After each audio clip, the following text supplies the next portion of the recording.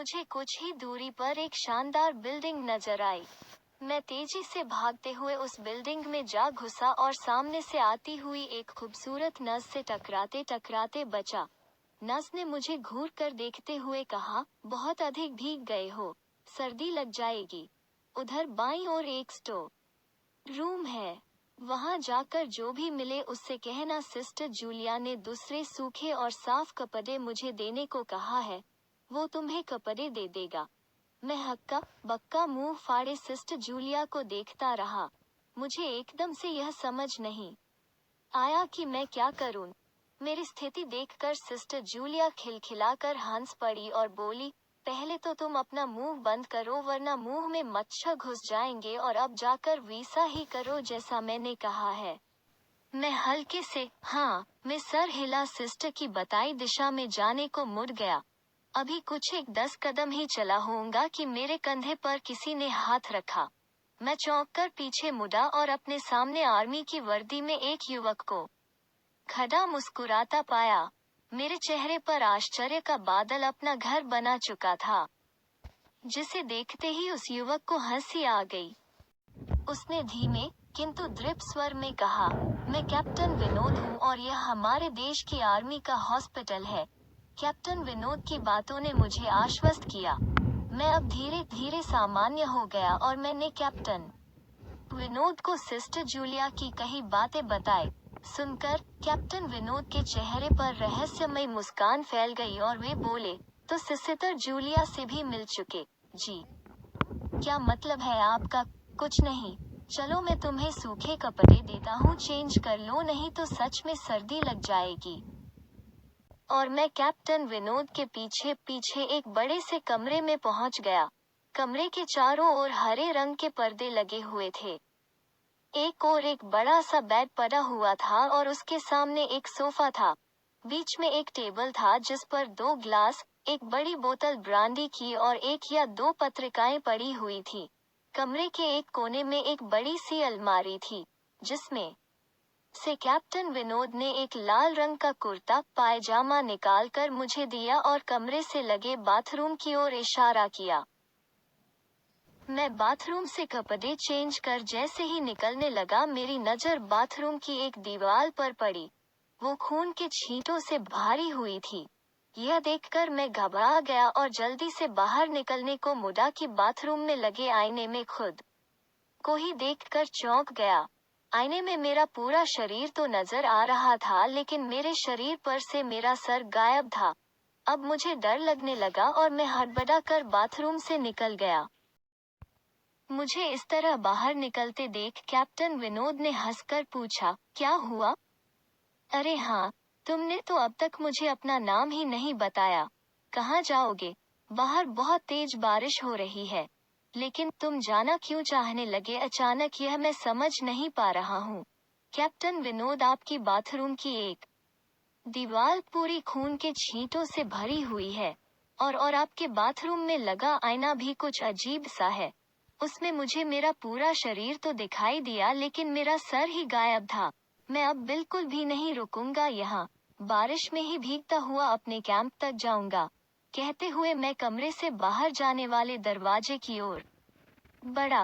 रुको, तभी कैप्टन विनोद की कड़कती आवाज गूंजी, तो तुमने सब कुछ देख ही लिया? जी, क्या मतलब है आपका? मेरी आवाज में डर भर गया था। मतलब चाहे जो हो, तुम तब तक यहाँ से नहीं जा सकते जब तक मैं तुम्हें कुछ बता न दूं। क्या बताना चाहते हैं आप, जो आज तक कोई न जान सका? जो आज तक कोई न जान सका वो मैं जानकर क्या करूँगा? प्लीज अब मुझे जाने दे। मैं डर से रुआंसा हो गया। नहीं, बिल्कुल भी नहीं। और तुम्हें मुझसे डरने की भी कोई जरूरत नहीं। सैनिक सबकी रक्षा के लिए होते हैं। मैं भी तुम्हारी सुरक्षा ही कर रहा हूँ। कैप्टन विनोद के स्वर में कोमलता थी। आओ मेरे साथ इस सोफे पर बैठ जाओ। मैं तुम्हें एक कहानी सुनाता हूँ। कहानी खत्म होते ही मैं तुम्हें तुम्हारे कैंप तक जीप से छोड़ आऊंगा। वैसे भी तुम अपने साथियों से काफी आगे निकल आए हो। वहां तक तुम अब चलते हुए शायद पहुंच न पाओ। कैप्टन विनोद के स्वर में जाने कैसी आश्वस्ति थी। मैं जाकर उनके बगल में बैठ गया। कैप्टन विनोद ने कहना शुरू किया, दुश्मनों ने धोखे से हमारे अस्पताल को अपना निशाना बनाया।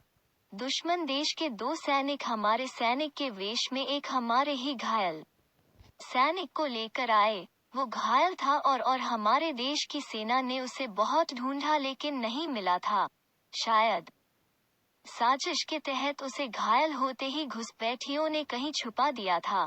अचानक अपने खोए सैनिक को अपने हॉस्पिटल में पास सभी खुश हो गए और बिना अधिक पड़ताल किए हॉस्पिटल के गेस्ट रूम में घायल को लेकर आने वाले छद्म वेशधारियों को ठहरने की इजाजत दे दी गई। अभी उस सैनिक का इलाज चल ही रहा था कि जोरों का ब्लास्ट हुआ और पूरा हॉस्पिटल एक पल में खंडहर में तब्दील हो गया। लेकिन हॉस्पिटल तो अपनी शानदार स्थिति में खड़ा है।